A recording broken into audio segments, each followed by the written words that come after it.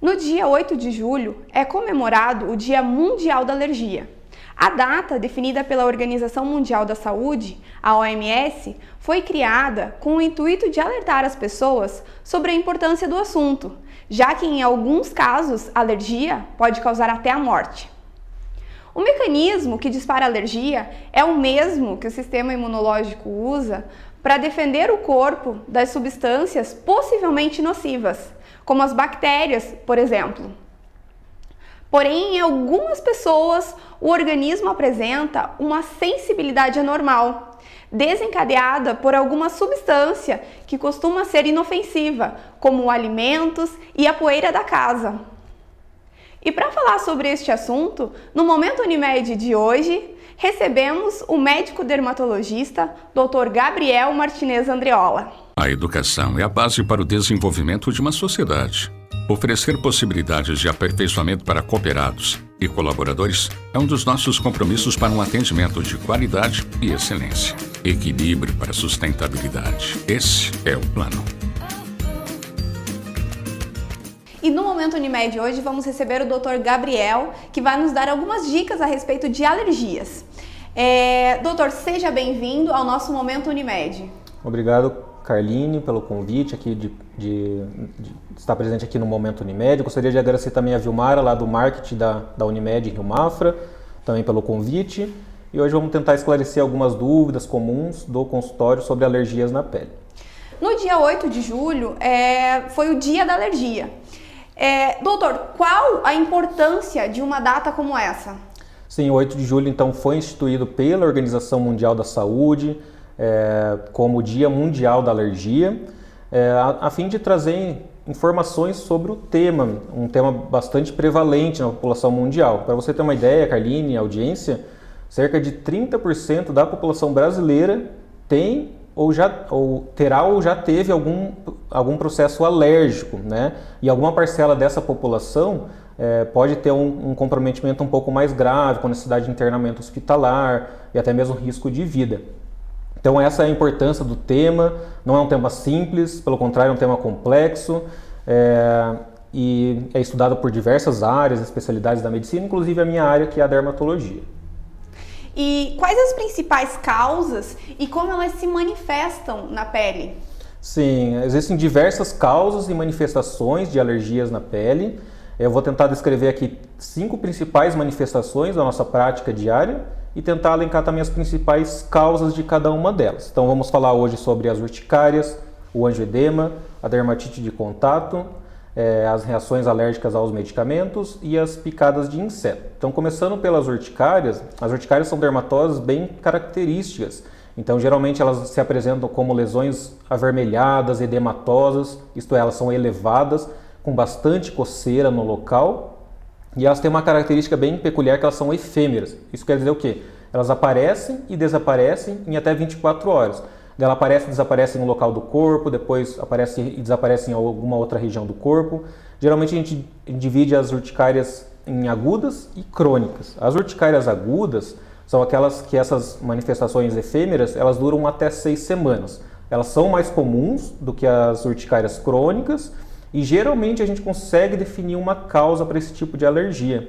Então as principais causas são alguns alimentos, como por exemplo frutos do mar, castanha, amendoim, alguns condimentos que são colocados em alimentos também, leite, proteínas derivadas do leite e etc.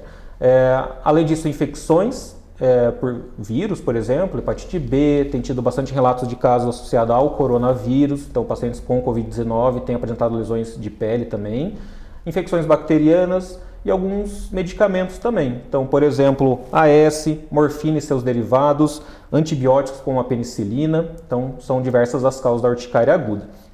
Quando a gente fala em urticária crônica, a urticária crônica ela é uma alteração que daí dura mais de 6 semanas. Então, pelo caráter mais arrastado, esse tipo de urticária, de alergia na pele, às vezes é um pouco mais difícil de a gente conseguir definir a causa. Então, às vezes precisa de exames de imagem, exames de sangue, às vezes até uma equipe multidisciplinar para tentar identificar a causa.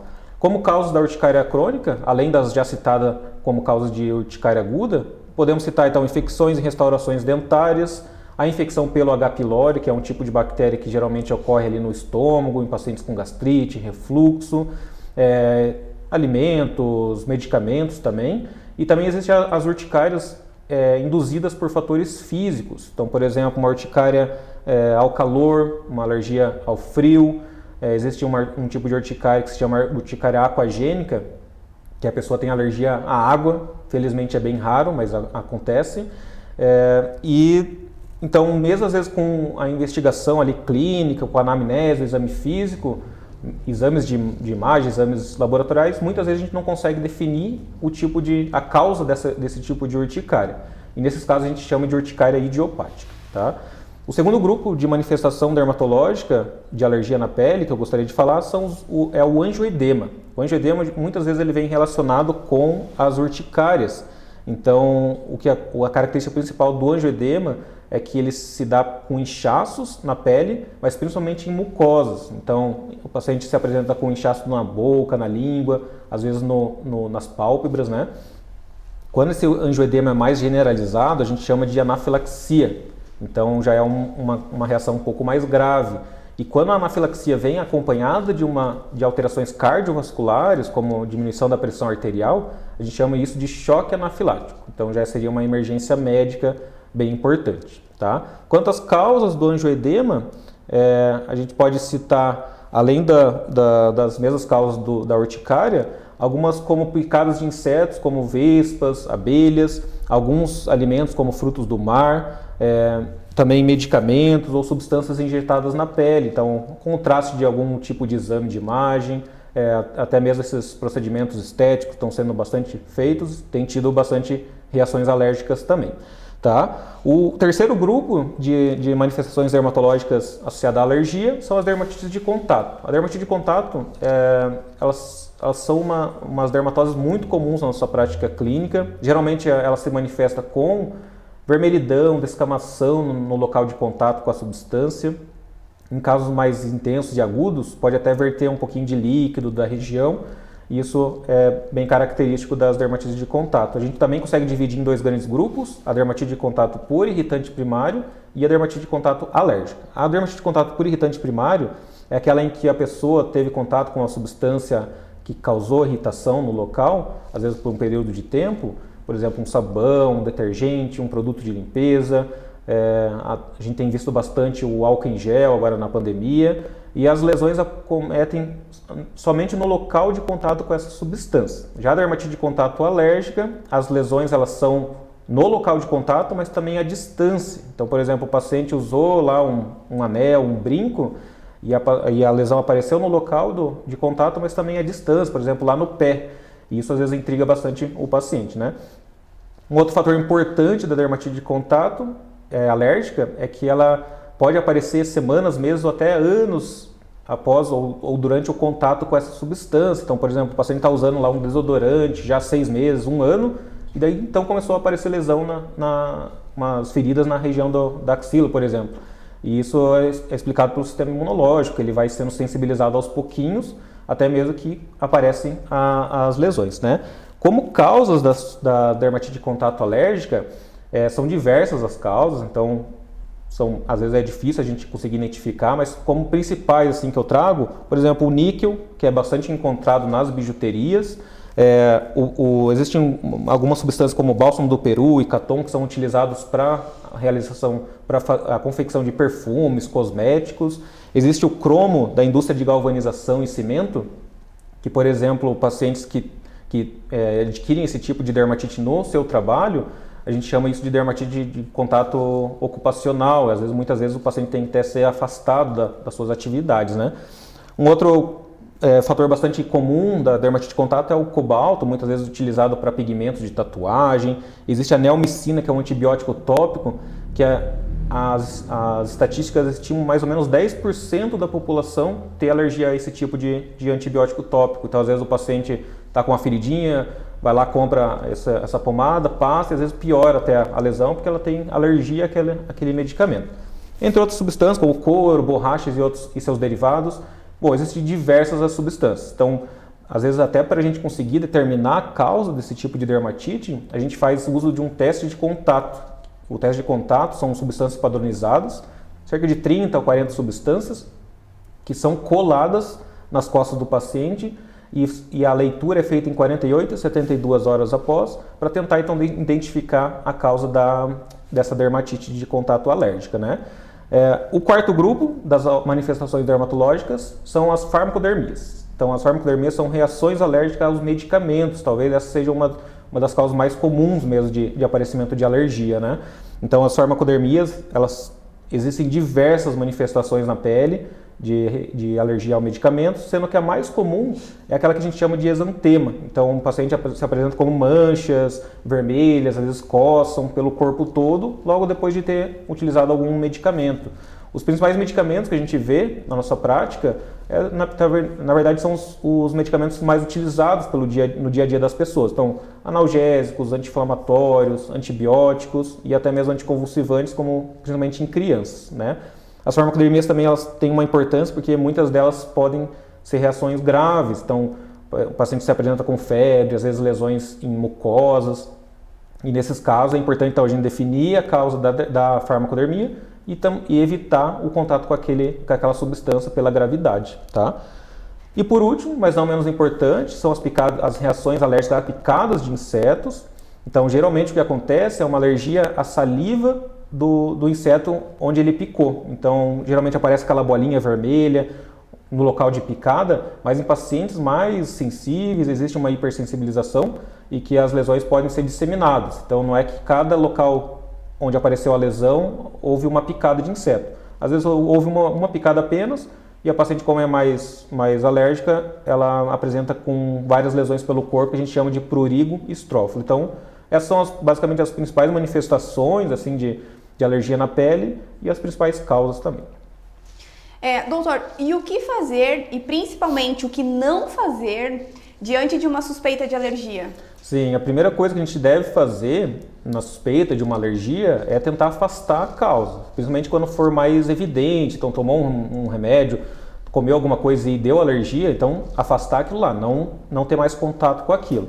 Outra coisa bastante importante é a higienização, para tentar evitar aí uma infecção secundária, por exemplo. Então, lavar bem com água e sabonete, principalmente um sabonete neutro, líquido, que ele tem um pH mais próximo da pele. Então, isso vai, às vezes, acalmar o local e também ajudar a evitar uma infecção secundária.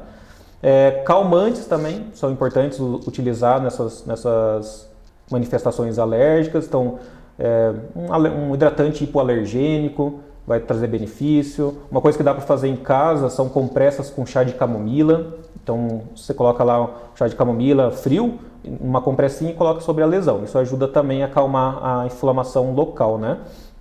Já o que não fazer, basicamente, é automedicação. Então, a automedicação, principalmente quando a gente fala em corticoides, deve-se evitar, porque os corticoides, eles são medicamentos que possuem, às vezes, efeitos colaterais agudos, crônicos, então com o uso prolongado. Os corticoides eles precisam ter uma prescrição e um acompanhamento médico, tá? Outra coisa bastante importante também é evitar aquela pomadinha caseira que a vizinha às vezes pode dar com algum tipo de erva, algum tipo de folha. Às vezes pode melhorar, mas a gente não tem como ter certeza, às vezes pode até trazer uma infecção secundária ou piorar o quadro. E também pomadas que tenham muitas substâncias. Então, tem algumas pomadas, às vezes, que a gente compra na farmácia, que tem antibiótico, corticoide e antifúngico numa pomada só. Então, esse tipo de pomada, às vezes, pode mascarar a lesão ou, às vezes, até mesmo piorar. Vai que o paciente tem alergia a alguma da substância daquela pomada, né? E também é importante, Carline, a gente ter em mente que nem tudo que coça é alergia. Então, a gente tem catalogados mais de 3.000 doenças de pele, então muitas delas são acompanhadas de coceira e nem por isso a gente trata com antialérgico. Então, também os antialérgicos não devem ser utilizados rotineiramente, sempre com alguma indicação, né? E qual é o momento que eu devo procurar ajuda médica? Sim, essa é uma ótima pergunta também. Então, o paciente se apresentou com lesões ali que não melhoraram com aquelas medidas iniciais da pergunta anterior, ou então lesões mais extensas. Então, esse tipo de alteração merece uma avaliação médica, principalmente de um dermatologista ou mesmo de um alergologista, que é uma outra especialidade que trata bastante dessa parte de alergias. Quando as reações são acompanhadas de sintomas sistêmicos, então febre, às vezes dores abdominais, falta de ar, esses casos o médico que deve ser procurado é o médico da emergência daí. Então, sempre buscar o pronto-socorro para uma avaliação mais imediata mesmo, que às vezes precisa de um tratamento intramuscular, ou às vezes intravenoso, né? Nesses casos é importante fazer a busca desses profissionais. E além da ajuda profissional, quais as dicas que o senhor pode dar para os nossos espectadores? Assim, o ideal seria que qualquer manifestação na pele, qualquer lesão na pele, seja avaliada por um dermatologista, a fim de tentar avaliar se aquilo ali é ou não uma alergia, também avaliar a gravidade da alteração, né? Então, sempre buscar a ajuda de um profissional qualificado, né? Nos casos das alergias, se a gente conseguir definir exatamente a causa da alergia, então a principal dica é evitar o contato com aquela substância. Então, o melhor tratamento é a prevenção. E se me permite também, Carline, aqui cabe um parênteses bem importante, a Sociedade Brasileira de Dermatologia, junto com algumas outras entidades médicas, nos últimos tempos tem feito muitas campanhas informativas para a população acerca dos procedimentos que têm sido realizados nos consultórios e clínicas das mais variados tipos, tá? Esses procedimentos, eles envolvem muitas vezes injeções, infiltrações e medicamentos que têm riscos. Então, além dos riscos de infecções, riscos de vasculares, muitas vezes com necrose, até mesmo cegueira, existe o risco de alergia a esse tipo de procedimentos, que a gente tem visto bastante, a tal da harmonização facial. Então, sempre para esse tipo de procedimento, é importante buscar um profissional qualificado.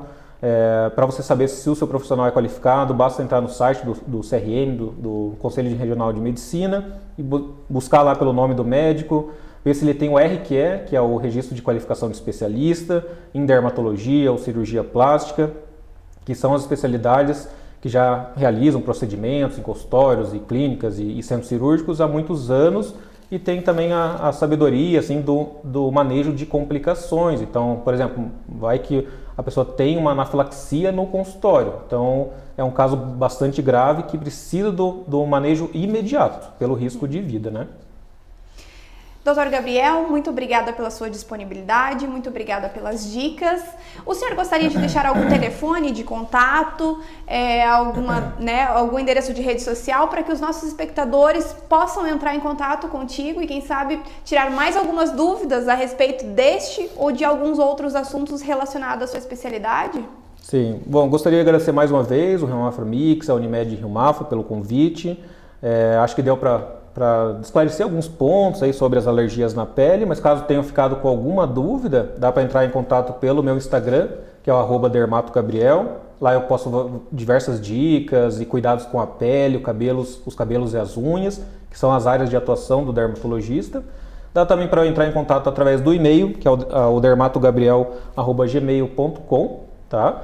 E também para agendamento de consultas, ou até mesmo entrar em contato via WhatsApp, ou por telefone mesmo, é o 47 38 42 0023 e o 47 9 9649 9468. Então lá a minha secretária Luísa, ela vai ter o prazer de atendê-los. E caso seja alguma dúvida dermatológica, ela me encaminha que a gente pode tentar esclarecer. Ok, muito obrigada, doutor.